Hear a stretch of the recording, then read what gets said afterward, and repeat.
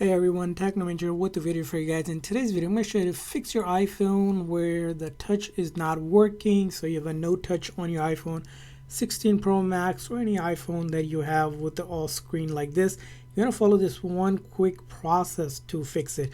What you're going to do is locate the volume up and volume down button and then this big side button. So we're going to quickly press and release the volume up, volume down, and then hold on to this side button just like that. Again, make sure you press and release quickly the volume up followed by volume down before holding on to the side button, and just keep on holding that side button until the screen goes completely black and you see the Apple logo, and then you let go, and that should go ahead and fix the touch screen, whether it's unresponsive, frozen, stuck.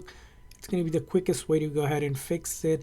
This method will not delete any of your personal data, so all of your photos, videos, apps will be safe on your phone. And if it doesn't work the very first time, keep on trying it. You can do it as many times as you need to without having to worry about being data loss. After doing that, your touch should work. If you're having a no touch problem on your iPhone, again, quickly press and release the volume up, volume down, and then hold on to the side button as another example that I'm showing you. And this process, again, very simple and easy to do. Number one, troubleshooting steps when it comes to fixing any iPhone, iOS software related issue. And then I let go, and hopefully by following these steps your phone is fixed and you now have touch on your iPhone.